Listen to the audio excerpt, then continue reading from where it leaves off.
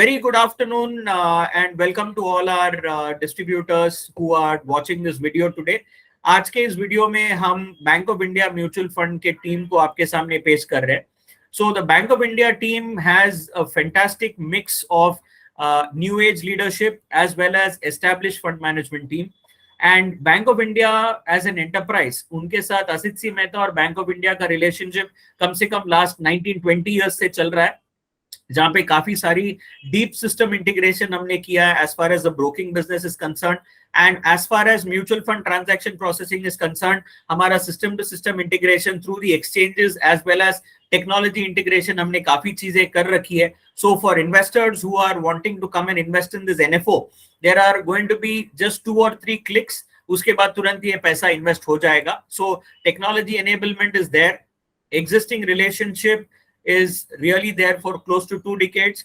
Bank of India is a very, very well-known brand, and as far as the AMC is concerned, they have a sustained track record. So आज इस meeting के लिए हमारे साथ दो industry के stalwarts जुड़े हैं. One is Mr. Mohit Bhatia. Mohit Bhatia ji Bank of India mutual fund के CEO है. For the last 26 years, he's been in the mutual fund industry, and उनका की फोकस रहा है और उनका स्ट्रेंथ रहा है in terms of sales and distribution. So pan India में sales and distribution network कैसे बनाना है, how to develop more visibility. He's built a very strong team in his career in the past. Marketing and branding तो of course उनका core strength है, being at the leadership position. And mutual fund industry में digital ecosystem को promote करने में उनका काफी काम रहा है. And Bhatia ji comes with a mechanical engineering background, and he's also a management. He's also done his MBA from the Management Development Institute in Gurgaon. So Mohit has recently joined Bank of India AMC, and he's taken the leadership position there. Along with him on this call, we have Mr. Alok Singh. Alok Singh is, of course, a 20-year veteran in the fund management space. He's done his business. He's done his postgraduate business administration from ICFI school, and he's also a CFA.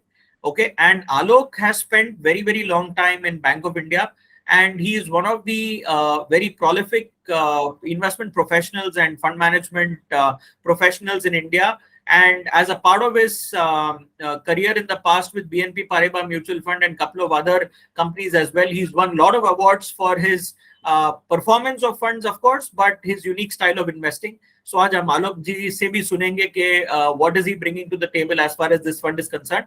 And Alok ji is the CIO of the Bank of India Mutual Fund as we speak. Right. So first of I will bring Mohit ji on screen, and Mohit ji से हम जानना चाहेंगे कि as the CEO of the AMC, what is his vision, and also some numbers which he did share with me. There is significant amount of retail participation or IFA participation from the industry as far as their AUM is concerned, and unka growth in terms of equity AUM has also been significant, obviously due to the performance and due to the vision of the AMC. So Mohit, over to you. Thank you very much for joining us on this call, and over to you. So Anand, thank you very much, and a very warm welcome to all the partners who have joined in this call, your distribution partners. So and thank you for giving us this opportunity to be here addressing this large gathering. So you asked me about how we are preparing for the future, and let me begin by saying that we are truly in a great industry. All of us who are associated with the mutual fund industry, we believe that this big mega trend of financialization of savings जो है, this is going to continue for many years, in fact decades in India. और इससे फायदा ये हो रहा है कि आज जो इंडिया में इन्वेस्टिंग पब्लिक है वो मार्केट लिंक प्रोडक्ट्स को बहुत अब उसमें इन्वेस्ट करना उन्होंने शुरू किया. So that trend has begun and for some years and will continue for long number of years. So इससे और हम इसमें देखेंगे कि there is a lot of flows coming into the mutual fund industry, which to me has built up a strong track record of over 3 decades now in India, or very transparent, very tax efficient. And when I say transparency, even by global standards, I think the Indian mutual fund industry has delivered well on both transparency as well as performance. तो मेरा मानना ये है कि आने वाले सालों में ये ट्रेंड बढ़ता रहेगा, और अगर आप एक पर्सपेक्टिव से देखें तो इंडिया में जो नेट फाइनेंशियल सेविंग्स हैं वो करीबन 6 to 10% होती हैं. I am talking about the net financial saving, not the gross. So और अगर आप इंडियन जीडीपी देखें, क्योंकि savings is always a function of GDP, तो ये अभी 250 लाख करोड़ के करीब हमारा जीडीपी हो रहा है और आगे उम्मीद है कि बढ़ेगा. And we are going to look at a big growth in this.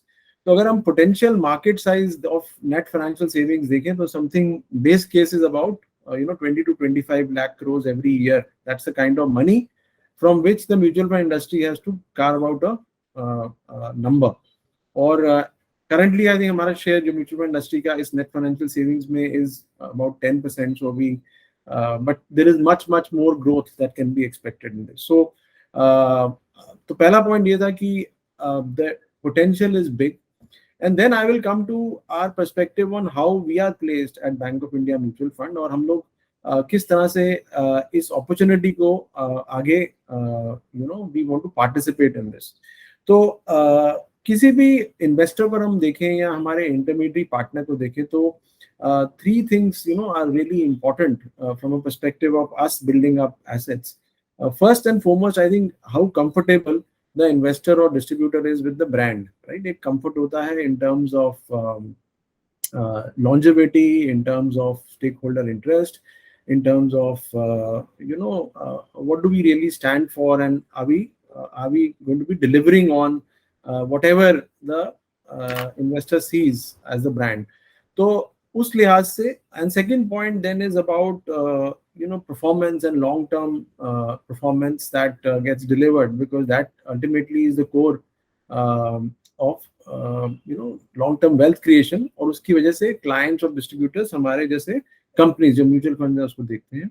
And third is about how well हमारा जो product information है, performance information है, servicing capability is getting communicated to our stakeholders, which is investors and distributors. So ये तीन चीजों में मुझे लगता है कि पहली दो चीजें जो हैं, which is brand comfort or performance, are really very strong when you look at Bank of India Mutual Fund. Or since our sponsor or 100% owner, which is Bank of India, is a very well-known bank. So it's incidentally the 10th largest banking entity in the country, and also almost a household name in all over India. So that gives comfort, I think, to customers. It has a rub-off effect, and it helps the AMC, which is a subsidiary of this large bank.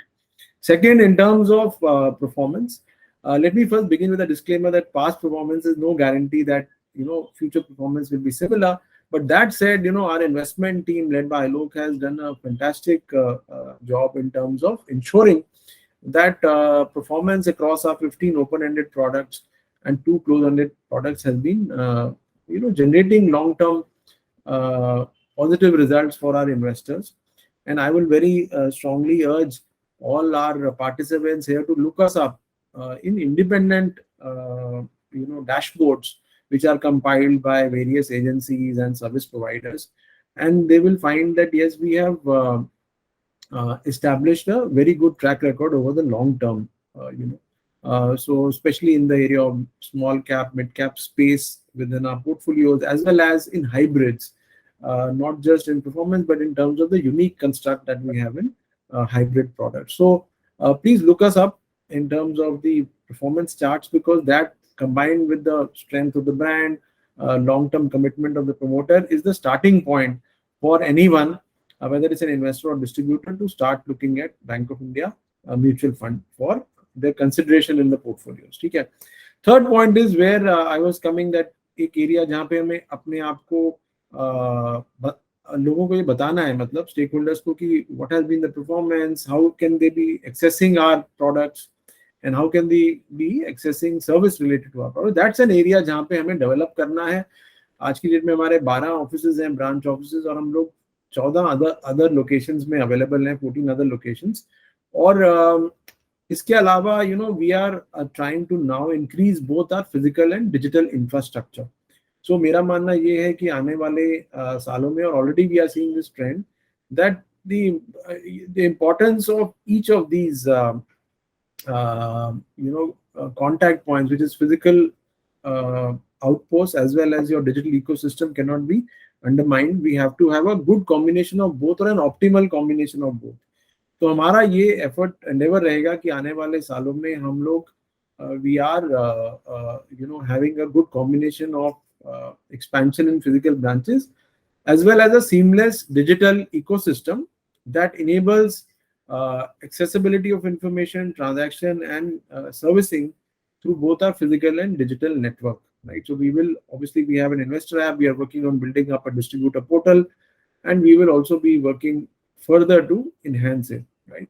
क्योंकि मेरा एक मानना है कि आने वाले time में जो model which will be scalable and sustainable will be a O2O model or offline advice and online transaction capability. And that I think is something which will work well in the Indian context. Well, time will tell what other models also business models succeed, but मेरा मानना ये है कि हम लोग को इसमें अच्छी success मिल सकती है, right? Given that we are a strong brand name, as a group. So currently we are at about 3,500 crores. Our endeavor and aspiration will be in the next 3 to 5 years we reach a number of at least 25,000 crores and become a self-sustaining entity, profitable entity. And we also want to expand the product bouquet that we have. Currently, like I said, we have 15 open-ended products, but काफी ऐसी large categories हैं जहाँ पे हमें अपनी products launch करने हैं. और उसी वजह से हमने सोचा कि हम लोग एक मल्टी कैप फंड अभी लॉन्च करते हैं, जिसके बारे में हम लोग और अभी चर्चा करेंगे at a later point. But in this 3,500 crores, I'm very happy to share that almost 2,800 crores is equity and hybrids, which also demonstrates that this is good retail money that has come into our portfolios and schemes. I'm very happy to share that in the last 2 years, our folio count has increased from 1 lakh to almost 3 lakh 12,000 now. Live folios. So that shows that retail confidence is increasing in Bank of India mutual fund schemes. And our SIP book is also has been on the rise in terms of the monthly throughput. So again, this is a function of course, the overall growth in the industry, as well as some strong performances that have been delivered by our investment team, our reach out to our distribution partners. And of course, like I said, in my last point, when I talked about these 3 points which come into consideration, that we need to increase our distribution, diversification, as well as geographical reach, as well as enhance our digital ecosystem, so that more and more investors and distributors can access and transact in our products. So that's something broadly about how we are placed currently and how we are looking at the future right now. Any other specific questions? I'm happy to take that. No, wonderful. Thank you so much, Mohit, for giving this broad outlook. I think 2 points that you mentioned really align with our scheme of things and the way we work as well. One is longevity of the brand as well as the longevity of the team. So, in the fund management space, we see that the longevity of the team becomes very important, and the people sitting at the top on the investment side definitely being there for a long term definitely builds a lot of confidence in the investor community, while performance is a function of the market, and there can be times and cycles when the performance may not be there. But as long as the team has been there for a very long time, it really shows a lot of stability in the way the company works. The second thing that you also mentioned is the O2O thing, which is really going to be a buzzword. And also, you being somebody who comes with a technology, bent of mind, offline advisory and online transacting is something that we as an enterprise believe as well. So I think we have the meeting of minds, and also from a investments perspective, I think multi-cap is a very, very attractive category. And, before I hand over to Alok, for the audience hearing to this, I'd like to share some interesting analysis which we had put out, that we were looking at the Spiva India scorecard. When you look at the Spiva India scorecard, when you look at the performance of large cap funds vis-a-vis the benchmarks, the probability or the possibility of large cap fund managers to sort of beat the benchmark is dwindling as we walk the path. And क्योंकि information arbitrage जो है eventually over a period of time कम होते जा रहा है, so the multi cap, flexi cap segment and the mid cap, small cap segment again is the area where there is a lot of scope. And I clearly see Alok and his team bring significant experience in that space. So we have been doing a lot of education to people on this side. So Alok, over to you, and we'd like to hear from you, starting from probably your broad level investment theses and then going down to probably specifics of the BOI multi-cap fund. Thank you. Thank you, Anand. So, basically, if you look at investing is multidimensional, right? And obviously, there is always an arbitrage, and there is something which one need to work on. See, there is no principle which is foolproof. The principles, philosophies evolve with the changing incoming data, and that need to be analyzed and looked into the perspective. As what they say in investing, there are no blacks and whites, there are shades of gray, and you need to learn to appreciate those shades of gray. And if you learn that, you will be able to manage things. As you said, earlier, when I started that time, for people to outperform Sensex used to be very easy because there used to be information arbitrage. As we grow and the information arbitrage went off, then there was a data arbitrage. I had access to 500 companies' data for last 10 years, and I can dissect and come up with what we call screeners. Then the technology invaded that also. Today those screeners are available for free, and anybody and everybody can. So basically, then we are moving slowly towards I would say a quasi-perfect market. Market can never be perfect, but quasi-perfect market where, a glass is half empty, half full is visible to both a buyer and the seller. But at the same time, the buyer is looking at buying it and the seller is looking at this to sell it, analyzing the same information, right, which is available and which depends on the perspective which you are looking at it. And that's why I said that you have to learn to appreciate shades of gray, that how the things are. And I think that is what is very important when you are going beyond the well-researched 250 companies. If you look at today, top 100, which is large cap, and then next 150, which is mid cap, are very well researched. Not only by the the sell side analyst, buy side analyst, individual independent companies. So then it's clearly depends on how do you visualize things, and that is more of a behavioral part of it. And I think that is what is going to play an important role, because if you look at, there are two things which impacts the most, that what I look at it. One is is the if I look at individual portfolios, it is the portfolio well diversified, right? Now there can be a particular segment of portfolios which is say if I'm managing a small cap, so obviously the all the stocks will be small cap, but within the sectors, is it well diversified, right? And the second is the portfolio free from biases? Every fund managers, every individuals have biases, and those strong biases actually lead to ignoring particular side of it. And this, I think, if you look at get extended to individual portfolios also, that whether it is well diversified, right, and it is free from the biases, right?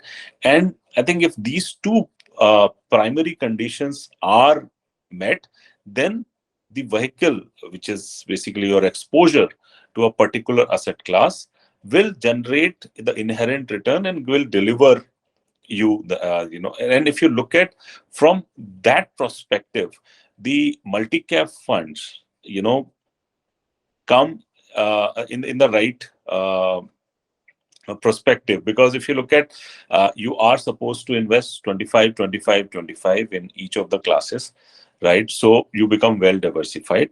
And then the bias, as I said, that small cap is risky, or it's very volatile, so I should not have this exposure. That So basically it becomes a balanced thing.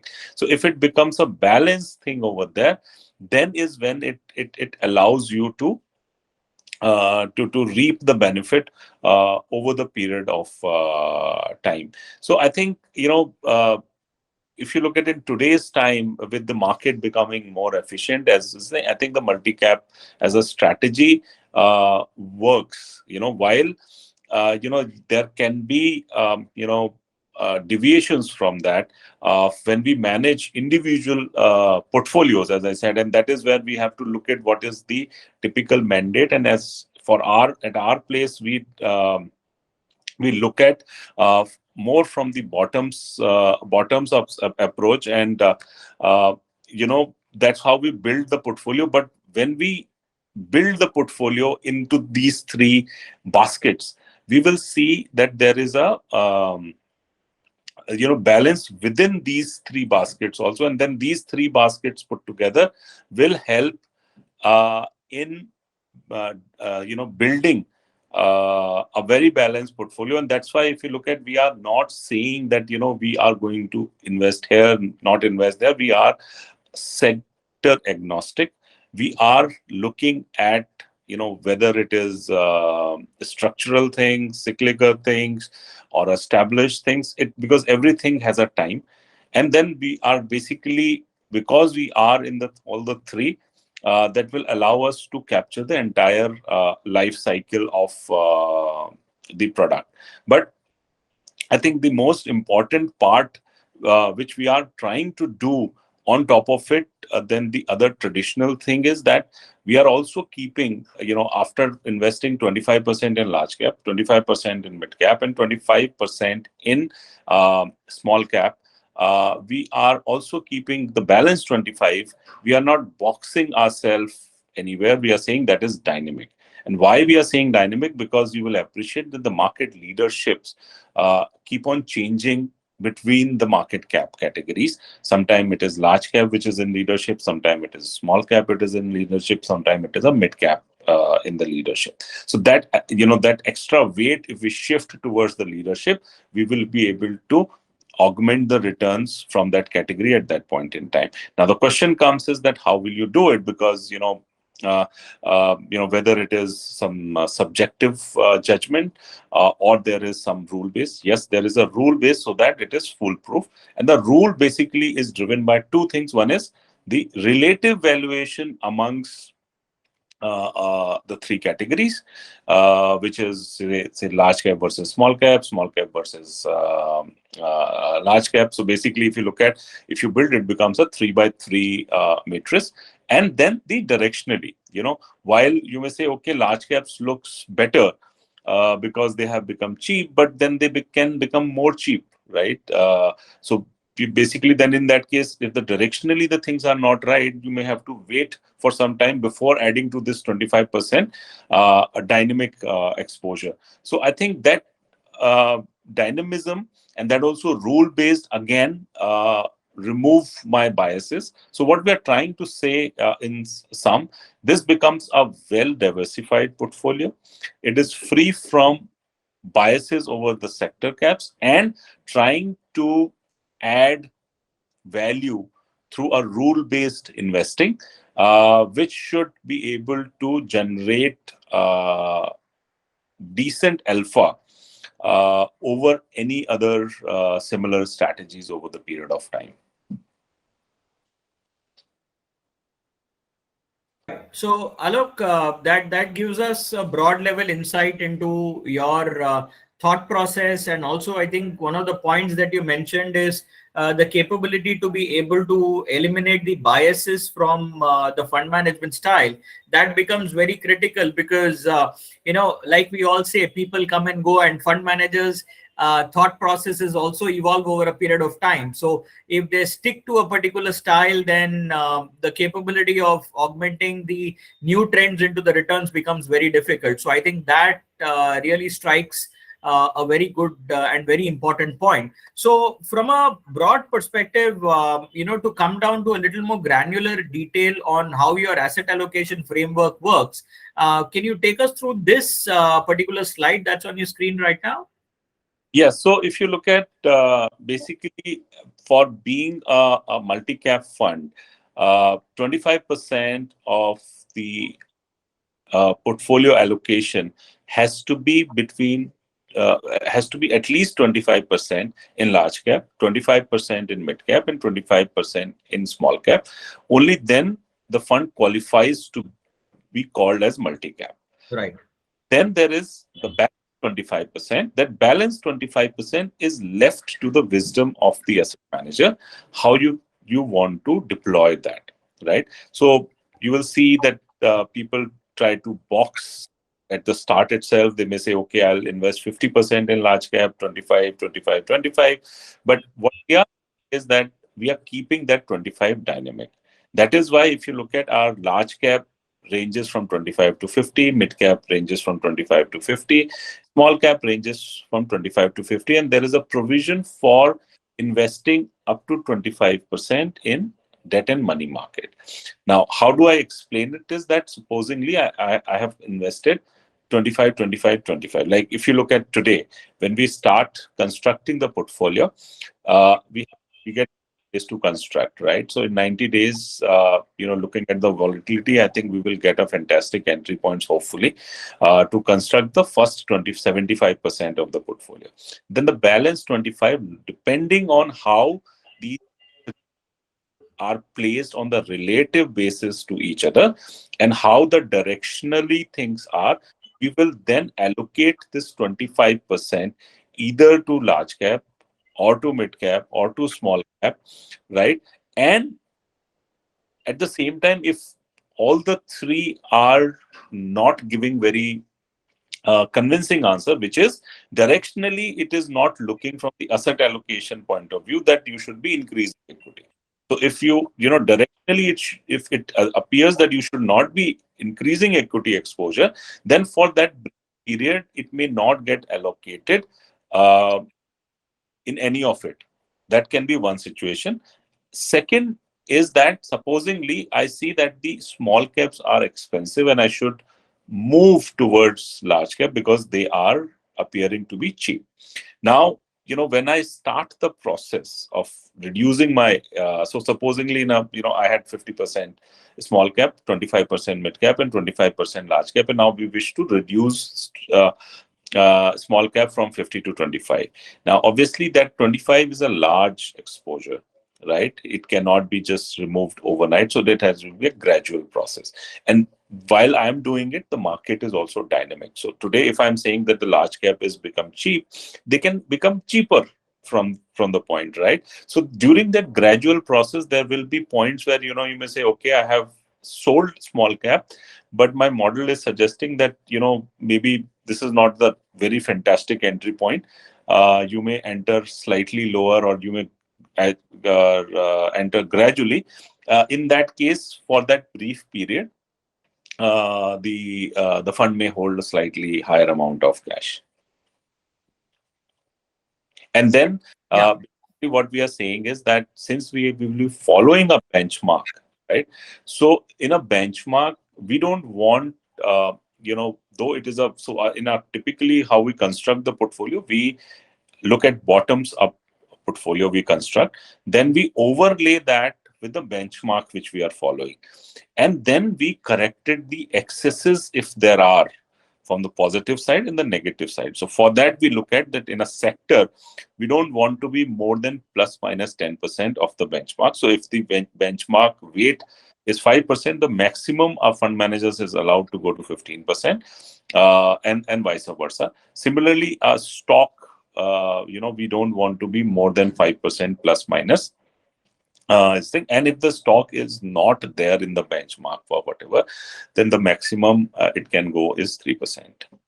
Superb, superb. So I think those allocation limits are pretty well defined. So when we, again, another question for you, Alok, when we talk about multi-cap strategy with about anywhere between 25 to 50% or sometimes a little above going into mid-cap and small-cap stocks, that brings in the element of a certain degree of volatility into the portfolio.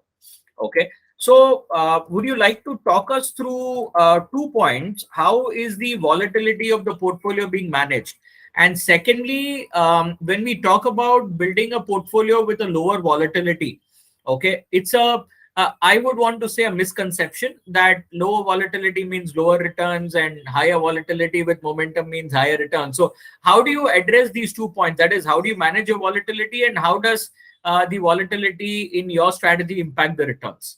Okay, so if you look at any which ways, if you follow a strategy, so basically, if you look at, see, one of the diversified index which our market diversified is BSE 500 or NSE 500. These are considered to be diversified benchmarks. But if you go inside the index, so for example, if you look at BSE 500, 78% of the market cap weight comes from large cap, right?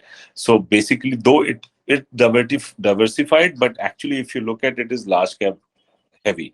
So, as it is, when you move to 25, 25, 25, or even if you say 50, 25, 25, 50 large cap, 25 small cap, and 25 mid cap, the portfolio becomes much more balanced. So the volatility compared to individual market cap, any which ways drop, right? Relative to the the individual market cap, versus large cap or small cap. So, for example, if you look at we have done a back testing, and we found that if I look at for a long term, the volatility, if I follow a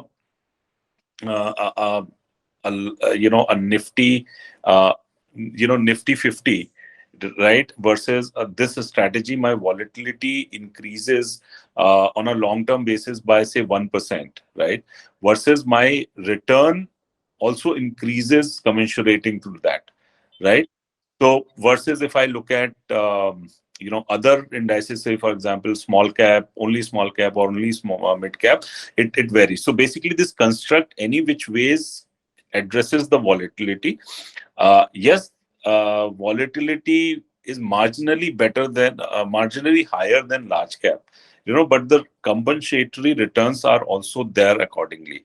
So it is not that it will have excessive volatility. Now, what we are doing on top of it, that we are bringing the dynamism into it. So will the dynamism increase the volatility? Because as you said, that at some point in time, there could be a larger allocation towards small cap or a mid cap, right?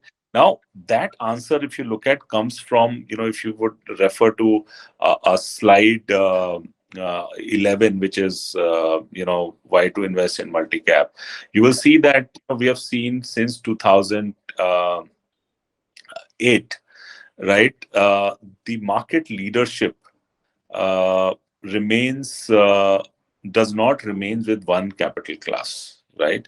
Over the period of time, this one, the before, yeah. So if you look at this, the market leadership keep on changing. Not all market caps at all point in time deliver similar returns. So that dynamism, if you are going to swing over, and rule based, it is not some subjective decision taken.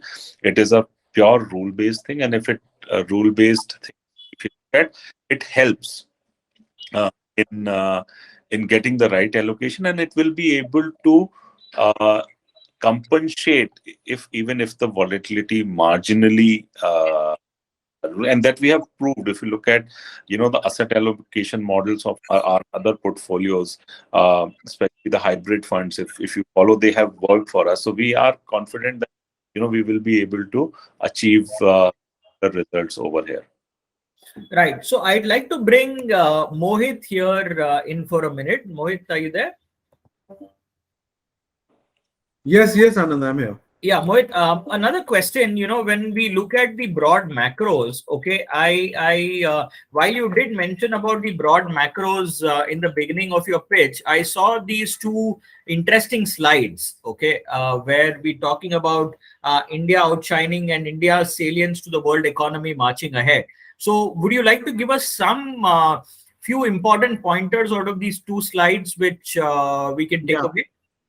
Exactly. So this is very interesting because while Alok will obviously explain it much better, but I did get a good insight into this when the investment team was preparing these two slides, this one and the one following this. So what it essentially shows is a comparison of how India has fared, versus the US and the Eurozone. And if you begin on the top left-hand side, you'll see that India continues to be doing much better than the other peers in terms of GDP growth. So, and if you see that it also translates into a larger part of our GDP contribution to the global world, which we cover in the next slide. And we believe that this is really one of the key critical pillars to seeing how the Indian markets will fare in future. Okay, so now when you look at the left hand side, you'll notice the correlation that the GDP contribution has to the market capitalization or percentage share of the market capitalization globally.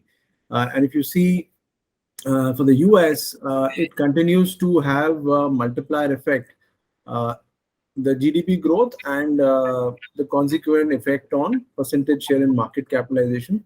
So this is something which we believe that India now, with its prominence in global GDP market share, which is bound to continue to rise, is going to see a much larger share of the market capitalization, of the global markets, right? So that's one big positive, and also in a way to look at how valuations are currently stacked. So one way, obviously, is to look at the price earnings multiple, market cap to GDP. But another way to look at it is that how is your percentage, share of the global GDP versus your own market capitalization percentage share, right? So that should, really correspond positively.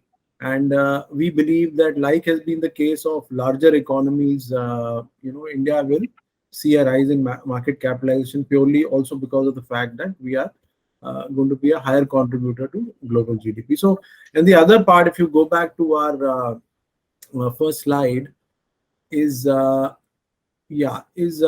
prudent management of the balance sheet, inflation, and interest rate. So if you see in all these places, when you compare with US and Eurozone, if you see the last 10 years, you will notice that whether it's balance sheet management or if it's inflation, you will notice that India has managed this very, very prudently. And compared to so you will see that the growth in balance sheet in all these countries has been massive, and the Eurozone, and which has also led to hyperinflation, which they were trying to address. Right? I wouldn't call it hyperinflation, but yeah, they've both US and Eurozone, in terms of relative inflation that they've experienced, they've seen a much bigger change that has happened. Whereas in India, if you see, you compare the inflation in December 22 to March 22, or the average inflation that has been there for the last 10 years. So if you notice the bottom left slide here, bottom left visual, which tells you the comparison on inflation, you'll notice that in India, your CPI inflation continues to be averaging in that 6% range. whereas both in the US and in the Eurozone, this has dramatically changed. And I mean, this is something that is having a consequence on interest rates. So while India, the central bank will have to keep, and all of us do keep track of what are the movements undertaken by the Fed and by in the Eurozone. But importantly, what it tells you is that the fundamental reasons for a rise in interest rates do not, really exist in India, and hence we are very well placed compared to US and Eurozone, which are fighting their own challenges. I think, like you rightly said, Mohit, most of these economies are importing inflation, and we seem to be able to sustain. Yes. Great. So again, circling back to Alok, during your pitch, you kept speaking about your process or rule-based investment strategy that you spoke to us about. I was referring to two slides here, which I thought you could talk us through. One is, how do you define your investment universe and your stock assessment framework? So if you could give us few pointers on this slide and the slide after this, that will probably give us a little more insight into how your process works. Yeah, sure. So basically, if you look at in our process, basically we look both bottoms up and top down, and the combination of that, we using different filters, different parameters, we define our universe, which basically we look at companies with market cap at least 750 crores and above, which roughly comprises of some 1100 companies. So basically that's the first filter which we look at, and then based on our framework which we use for various funds and strategies which we manage, we come up with the universe. Universe is roughly around 200 anything between 200 centric. Sometimes it is higher, sometimes, because it also depends on the portfolio strategies which are running, and that universe basically then leads to the portfolio construction. So a fund manager will choose the stock from that universe based on the type of the fund and the mandate of the fund, and then basically what kind of weight, what kind of allocation, that is when which comes in the portfolio construction stage. So broadly, this is how we go from first elimination, right? That is, we have elimination, and then after that analysis, which whatever is left after an elimination, we look at the analysis of that, and if whatever analysis test companies pass by, and then we look at the from that we look at the, depending on the portfolio strategy and offer document restrictions, we come up with the construction. We don't run a very, very high concentrated portfolio across our universe. We are basically 40, 50, 60 stock, anything between 40 to 60, you can say, depending on the type of fund is what we manage. Right. And from your framework perspective, we see that you carry out three types of assessments. So which is your business, management, and financial. So can you talk us through this briefly? Yes. So basically, if you look at, for any, we being equity holder of any business, right, it is important that the business should be good. If the business is not good, then all other things don't fall in place. So for the first thing is that, what kind of business you are looking to invest. So basically everything related to that, what is the life cycle of that business? Is the business having any competitive advantage and things like that? And, how will the business grow, basically the reinvestment opportunities, because every business generate cash. So if it's not able to invest, then the growth rate tapers down, right? So, we look at first, as I said, it's business, and then comes, if there is a good horse, so to say, you need a good pony. basically, so you need a good jockey. So you have good pony, then you need a good jockey. So business is something like finding out the horse, then you need a good rider. So the good rider is the management, and for that you need, they should be able to fulfill the requirements of, right from integrity and disclosures and all that, but also, the outlook towards the business, how they look at it, how aggressive they are, how they visualize. And then these two things basically are generating sufficient returns, right? Which comes in the financial parameters, which is your earnings quality, your free cash flows, and how they have been allocating things in. So basically, if you look at the first two things are right, invariably you will get the third things right. But you need to check it, because at times there are situations that first two are very good, but the third one is not right, for any reason. So that need to be, all the three need to be checked. And So, then, yeah, sorry, go ahead, Alok. so I was saying that once these three are done, it is not that the job is over, right? You still need to continuously review it, and you continuously revisit each of the at a continuous basis, because the business fundamentals can see a disruption, right? Can see a change. You may see a change in the management also, right? So this is a continuous process. You keep on revisiting and analyzing all the three continuously. Sure. So I think, do you all also, on your financial assessment side, do something called forensic accounting kind of analysis, etc.? At times, yes, we do.